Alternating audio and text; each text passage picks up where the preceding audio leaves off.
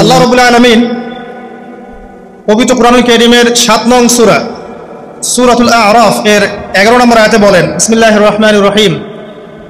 আল্লাহ রাব্বুল আলামিন বলছেন, ওয়ালাকাদ খালাকনাকুম সুম্মা সাওয়ারনাকুম সুম্মা কুলনা লিল মালাইকাতি ইসজুদু লিআদম ফাসাজাদু ইল্লা ইবলিস লাম ইয়াকুম মিনাস সাজিদিন।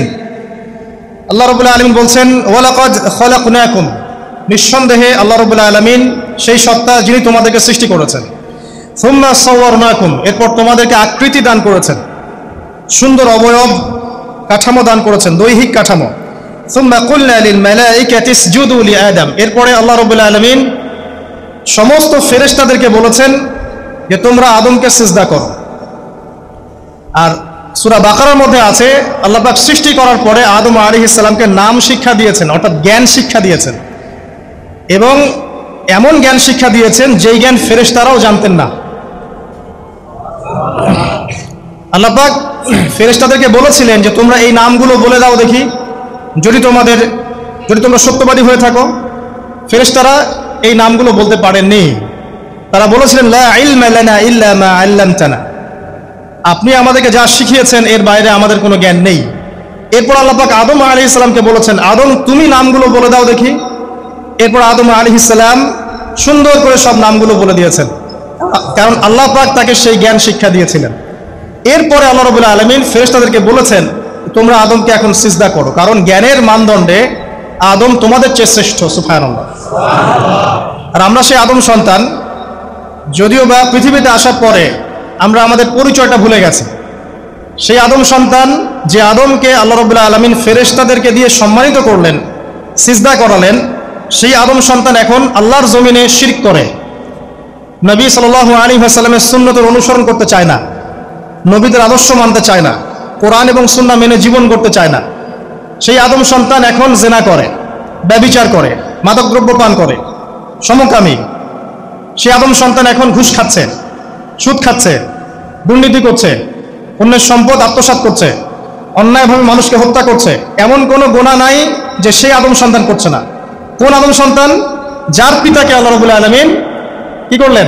ফেরেশতাদেরকে দিয়ে সিজদা করালেন। তাহলে চিন্তা করেন যে আমরা আমাদের পরিচয়টা কি পরিমাণ হারিয়ে ফেলেছি।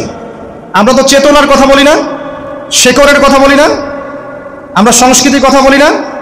এই কথাগুলো আমরা বলি। আমাদের সত্যিকারের চেতনা হচ্ছে ইসলামিক চেতনা। সত্যিকারের শেকড় হচ্ছে এই শেকড় যে আমরা আদম আলাইহিস সালামের সন্তান, যে আদমকে আল্লাহ রাব্বুল আলামিন ফেরেশতাদেরকে দিয়ে সিজদা করিয়েছেন জ্ঞানের কারণে। আজকে সেই আদম সন্তান দেখবেন জ্ঞান অর্জন করতে চায় না, দিনের জ্ঞান অর্জন করতে চায় না, দুনিয়ার জ্ঞান অর্জন করতে চায়, দিনের জ্ঞান অর্জন করতে চায় না। যে জ্ঞান তাকে পরকালে নাজাতের ওসিলা করবে, সেই কোরআনটুকু তিলাওয়াতও করতে চায় না, তিলাওয়াত করা শিখতেও চায় না, আগ্রহী নাই।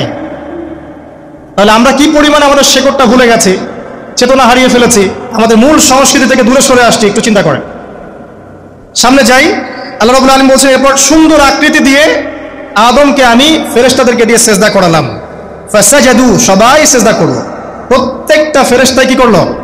সিজদা করলো। ইল্লা ইবলিস, কে সিজদা করলো না? ইবলিস। ইবলিস সিজদা করলো না। ইবলিস কে ছিল? সে কিন্তু কোনো ফেরেশতা ছিল না। সে ছিল একজন জিন। কানা মিনাল জিন্নি, সূরা কাহফে আল্লাহ পাক বলেছেন কানা মিনাল জিন্নি, সে জিনদের একজন ছিল। ঠিক আছে? সে আল্লাহ রাব্বুল আলামিনের এত বেশি ইবাদত করেছিল যে আল্লাহ রাব্বুল আলামিন তাকে এক পর্যায়ে ফেরেশতাদের উপরে একটা দায়িত্বশীল বানিয়ে দিয়েছিলেন। ঠিক আছে? তো কিন্তু তার মনের ভিতরে একটা কিবর বা অহংকার ছিল, যে অহংকারের কারণে সে কিন্তু আল্লাহ পাকের এই নির্দেশটা পালন করলো না, লঙ্ঘন করলো। আমরা সামনে যাই। লাম ইয়াকুম মিনাস সাজিদিন, আল্লাহ পাক বলছেন সে সিজদাকারীদের অন্তর্ভুক্ত ছিল না। কে? ইবলিস। আচ্ছা, ক্বালা, আল্লাহ পাক এবার বলছেন, মা মানাআকা আল্লা তাসজুদা ইয আমারতুক। আল্লাহ পাক বলছেন, হে ইবলিস, কিসে তোমাকে নিষেধ করলো, কে তোমাকে বারণ করলো আদমকে সিজদা করতে, যাকে আমি সিজদা করার আদেশ করেছি? কি জন্য করলে না? সোজা কথায়, তুমি কি জন্য সিজদা করলে না আদমকে? মা মানাআকা, তোমাকে কে বারণ করলো? এবার ইবলিস তার দলিল পেশ করছে। সে বলছে যে ক্বালা আনা খায়রুম মিন, সে বলল আমি আদমের চাইতে উত্তম। আসসালাতু খায়রুম মিনান নাওম, এটা জানেন না? ঘুমের চেয়ে নামাজ উত্তম। ঠিক এভাবেই সে ইবলিস বলছে কি, আনা খায়রুম মিন, আমি তার চেয়ে উত্তম। কি কারণে উত্তম? খালাকতানি মিন নার ওয়া খালাকতাহু মিন তিন, হে আল্লাহ আপনি আমাকে সৃষ্টি করেছেন আগুন দিয়ে। জিনদেরকে কি দিয়ে সৃষ্টি করা হয়েছে? আগুন দিয়ে। ফেরেশতাদেরকে কি দিয়ে? নূর দিয়ে। তাহলে এখানে প্রমাণ হলো যে ইবলিস কিন্তু ফেরেশতা নয়। আমাকে সৃষ্টি করেছেন আগুন দিয়ে, ওয়া খালাকতাহু মিন তিন, এবং আদমকে সৃষ্টি করেছেন তিন মানে কাদামাটি দিয়ে। তার মানে আগুন কাদামাটির চেয়ে সুপিরিয়র, বেশি মর্যাদা সম্পন্ন, ওর মানে কে আছে আর কি, এই কারণে সে সিজদা করলো না। এবার আল্লাহ রাব্বুল আলামিন বলছেন ক্বালা ফাহবিত মিনহা, ইবলিস এখান থেকে নেমে যাও। এটা কোন জায়গা? একদম মহাকাশের উপরে না, নাকি পৃথিবীতে? এটা 7 আসমানের উপরের ঘটনা। ইতিহাস শুরু হয়েছে মহাবিশ্বে। মানুষের অস্তিত্বও ছিল না, এমন একটা সময় চলে গেছে মহাবিশ্বে, কোটি কোটি বছর চলে গেছে যখন মানুষ বলতে কিচ্ছু ছিল না। ছিল না। অনেক পরে মানুষকে সৃষ্টি করা হয়েছে। এখন দুনিয়াতে মানুষের চলাচল দেখলে মনে হয় মহাবিশ্বে সে একাই আছে, আর কেউ নাই, তাই না? আচ্ছা, এটা দলিল কোরআনে আছে। সূরা দাহার 1 নম্বর আয়াত পড়ে দেখবেন, হাল আতা আলাল ইনসান হিনুম মিনাদ দাহরি লাম ইয়াকুন শাইআম মাযকুরা। আল্লাহ পাক বলছেন মানুষের উপরে এমন সময় চলে গেছে যে মানুষ কোনো আলোচ্য বিষয় ছিল না, উল্লেখযোগ্য কোনো বিষয় ছিল না। তো সভ্যতার শুরুর ঘটনা হচ্ছে এটা, মানে মানব সভ্যতার একদম শুরুর শেকড়ের ঘটনা হচ্ছে এটা। একদম শুরুর চেতনা, শুরুর সংস্কৃতি শুরু হচ্ছে এখান থেকে। এবার ইবলিস বলছে আমি সিজদা করব না, বিকজ আমি তার চেয়ে সুপিরিয়র। আপনি তাকে সৃষ্টি করেছেন মাটি দিয়ে, আমাকে সৃষ্টি করেছেন আগুন দিয়ে, আমি তাকে সিজদা করব না। সে আল্লাহ পাকের আদেশ লঙ্ঘনই করলো না, বরং আল্লাহকে উল্টা একটা যুক্তি দেখালো যে আপনি ভুল, আমি ঠিক। নাউজুবিল্লাহ, আপনি আমাকে আদমকে সিজদা করতে বলছেন, এটাই ভুল, বরং উচিত হচ্ছে ও আমাকে সিজদা করবে। নাউজুবিল্লাহ। তো সে কিন্তু আবা ওয়াস্তাকবার, সে উদ্ধত হলো এবং অহংকারও প্রদর্শন করলো। আল্লাহ পাক বলেন ক্বালা ফাহবিত মিনহা, এখন এখান থেকে নেমে যাও। এই জান্নাতি বলেন আর ওই ঊর্ধ্ব জগতি বলেন, সেখান থেকে তোমরা নেমে যাও, এখন তুমি নেমে যাও। ফামা ইয়াকুনু লাকা আন তাতাকাব্বারা ফিহা, এখানে দাঁড়িয়ে তুমি অহংকার করবে এই অধিকার তোমাকে দেওয়া হয় নাই। সোজা কথায় আল্লাহ পাক বলছেন এখানে দাঁড়িয়ে তুমি অহংকার করবে এই অধিকার তোমাকে দেওয়া হয়নি। আল্লাহ পাক অহংকারীকে পছন্দ করেন না। অহংকারীদেরকে আল্লাহ পাক কিয়ামতের মাঠে পিঁপড়ার মতো উঠাবেন। তাদের আকৃতি মানুষের সমান হবে না, ছোট ছোট কালো পিঁপড়ার মতো হবে, এবং অন্ধকার ওদেরকে ঢেকে নিবে। তো আমাদের মনে যাদের অহংকার আছে, আল্লাহর রাস্তে অহংকার ছেড়ে দেই। অহংকার ইলমেরও থাকতে পারে, একজনের অনেক বড় ইলমি ডিগ্রি সার্টিফিকেট আছে, অমুক ফারেক তমুক ফারেক, অমুক মুহাদ্দিস অমুক মুফাসসির, ডাবল ডিগ্রি, এটারও অহংকার থাকতে পারে, ঠিক আছে? আবার অনেকের টাকা পয়সার অহংকার থাকে, অনেকের ক্ষমতার অহংকার থাকে, আবার এখনকার মেয়েদের সৌন্দর্যের অহংকার থাকে, থাকে না? এক এক মানুষের এক একটা অহংকার। অহংকারের ডেফিনেশনটা কি? একজন সাহাবী নবী সাল্লাল্লাহু আলাইহি ওয়াসাল্লামকে বলছেন, ইয়া রাসূলুল্লাহ, আমি পছন্দ করি আমার গায়ের পোশাকটা সুন্দর হোক, আমার জুতা সুন্দর হোক, ঠিক আছে, আমার সুগন্ধি ভালো হোক, দামি হোক, এটা কি অহংকারের পরিচয়? নবী সাল্লাল্লাহু আলাইহি ওয়াসাল্লাম বলছেন না, এটা অহংকারের পরিচয় নয়। বরং অহংকারের পরিচয় হচ্ছে অন্য মানুষকে তুচ্ছ তাচ্ছিল্য করা, এক, আর দুই হচ্ছে সত্যকে প্রত্যাখ্যান করা। মনে থাকবে অহংকারের সংজ্ঞা কি? এক, অন্য মানুষকে তুচ্ছ তাচ্ছিল্য করা, আর দুই, সত্যকে প্রত্যাখ্যান করা। এখন সত্য কি? আইনস্টাইনের থিওরি সত্য, নাকি পিথাগোরাসের উপপাদ্যই সত্য, নাকি আমাদের পশ্চিমারা যে সেকুলারিজম, কমিউনিজম, ডেমোক্রেসি ইত্যাদি ইত্যাদি, ন্যাশনালিজম এগুলো দিয়ে দিয়েছে মতবাদগুলো, এগুলি চূড়ান্ত সত্য? সায়েন্সই কি চূড়ান্ত সত্য? চূড়ান্ত সত্যটা কি আসলে?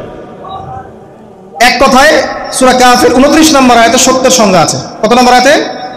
সূরা কাহফের 29 নম্বর আয়াতে আল্লাহ পাক বলেন ওয়াকুলিল হাক্কু মির রাব্বিকুম, হে নবী আপনি বলে দিন সত্য সেটাই, ন্যায় অন্যায়ের চূড়ান্ত মানদণ্ড সেটাই, হক বাতিলের চূড়ান্ত মানদণ্ড সেটাই। কোনটা?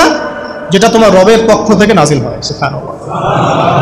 আমাকে বলেন যে রবের পক্ষ থেকে কি নাজিল হয়েছে? একসময় তাওরাত নাজিল হয়েছিল না? ওটাই হক ছিল। ওই সময় কি ছিল? সেটাই হক ছিল। জাবুর ওই সময়ের কি ছিল? হক। ইনজিল ওই সময়ের হক ছিল। এখন কি আছে আমাদের কাছে? কোরআন, এবং এর ব্যাখ্যা হচ্ছে হাদিস। কিয়ামত পর্যন্ত কি অন্য কোনো শরীয়ত আসবে? অন্য কোনো নবী আসবে? কেউ যদি বলে যে অমুকে নবী হবে, সে কি মুসলিম না কাফের? তাহলে কোনো সন্দেহ আছে? যদি কেউ দাবি করে যে মুহাম্মদ সাল্লাল্লাহু আলাইহি ওয়াসাল্লাম শেষ নবী নন, আরো নবী আসতে পারে, নাউজুবিল্লাহ, এবং এই কুফরি আকীদায় বিশ্বাসীকে কেউ যদি কাফের মনে না করে, সেও কাফের হয়ে যেতে পারে। বুঝতে পারছেন? আসেন, তো অহংকারের সংজ্ঞাটা আমরা জেনে নিলাম যে সত্যকে প্রত্যাখ্যান করা, আল্লাহর ওহীকে প্রত্যাখ্যান করা, মানে কোরআন এবং সুন্নাহ থেকে সরে আসা, এটাকে মিথ্যা মনে করা, বা অন্য কোনো মতবাদকে কোরআন সুন্নাহর সমকক্ষ মনে করলেও কুফরি হয়ে যাবে।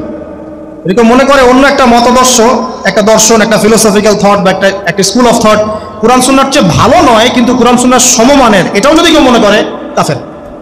কথা কি বুঝতে পারছেন? এটা হচ্ছে অ্যাবসলিউট ট্রুথ, মানে এটা সত্যের একদম সর্বোচ্চ স্টেজ, এর উপরে আর কিছু নাই। ভুলে গেছিলাম ভাই। আচ্ছা, এবার আসেন, আমরা অহংকারের সংজ্ঞা জানলাম, সত্যের সংজ্ঞাও জানলাম। এখানে ইবলিস কি করছে? সে অহংকার প্রদর্শন করছে। সে আল্লাহকে বলছে আপনি ভুল, আমি ঠিক। আদমকে সে তুচ্ছ তাচ্ছিল্য করলো এবং সত্যকে প্রত্যাখ্যান করলো, দুটোই কিন্তু ইবলিস করলো এখানে। আসেন, আল্লাহ পাক বলছেন ফাখরুজ, এখান থেকে বের হয়ে যাও হতভাগ। ফাখরুজ মানে উখরুজ মানে বের হও, অতএব ফাখরুজ, এখান থেকে বের হয়ে যাও। ইন্নাকা মিনাস সাগিরিন, তোমার অহংকার করার কোনো সুযোগ নাই এখানে, তুমি তো ছোট ক্ষুদ্র। ইন্নাকা মিনাস সাগিরিন, সাগির মানে কি? তুমি এখান থেকে, তুমি বের হয়ে যাও এখান থেকে, তুমি একজন ক্ষুদ্র সত্তা, তোমার এখানে অহংকার করার কিচ্ছু নাই।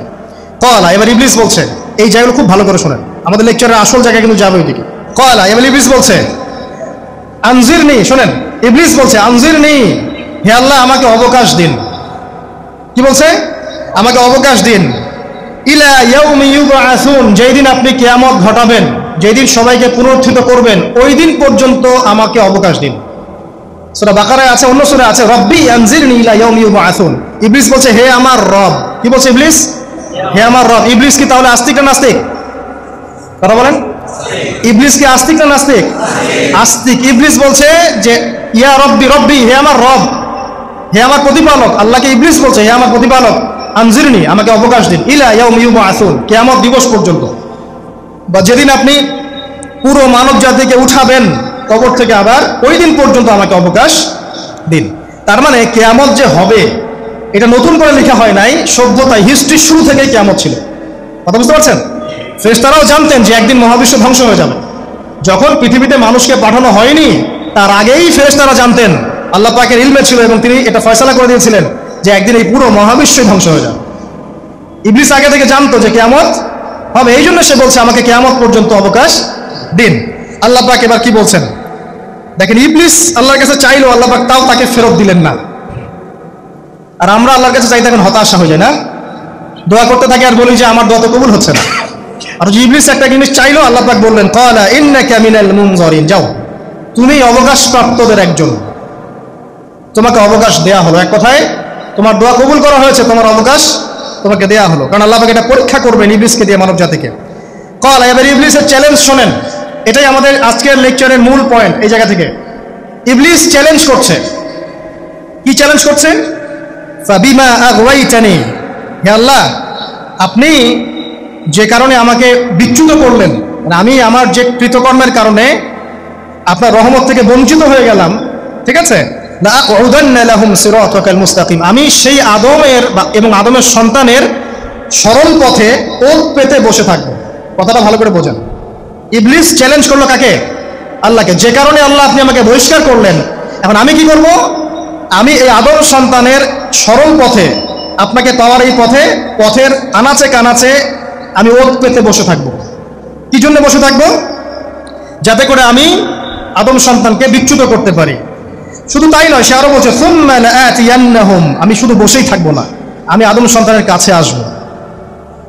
মিন বাইনি আইদিহিম, তার সামন থেকে আসবো, ওয়া মিন খালফিহিম, আদম সন্তানের পিছন থেকে আসবো, ওয়া আন আইমানিহিম, তার ডান দিক থেকে আসবো, ওয়া আন শামাইলিহিম, তার বাম দিক থেকে আসবো। ওয়ালা তাজিদু আকসারাহুম শাকিরিন, আল্লাহ পাক আপনি তাদের বেশিরভাগকেই শুকরগুজার পাবেন না। কথা কি ক্লিয়ার না? কোনো সমস্যা? ইবলিস কি চ্যালেঞ্জ করলো? আমি শুধু বসেই থাকবো না, ডান দিক থেকে আসবো, বাম দিক থেকে আসবো, সামন থেকে আসবো, পিছন থেকে আসবো, আমি আদম সন্তানকে পথভ্রষ্ট করেই ছাড়বো, আপনি আদম সন্তানের বেশিরভাগকে পথভ্রষ্ট পাবেন। ইবলিসের কথার কি বাস্তব প্রতিফলন দেখা যায় এখন সমাজে? বেশিরভাগ মানুষ নামাজ পড়ে না পড়ে না? বেশিরভাগ মানুষ সুদ খায় না খায় না? বেশিরভাগ যুব সমাজ জেনা করতেছে না করতেছে না? বেশিরভাগ লোক মাদক খাচ্ছে না খাচ্ছে না? পৃথিবীর কোন জায়গায় আল্লাহর বিধান আছে কি নাই? দুই একটা জায়গায় আছে আই ওয়াশ, শোডাউন। বেশিরভাগ নারী পর্দায় চলে না চলে না? বেশিরভাগ মানুষ রোজা রাখে না রাখে না?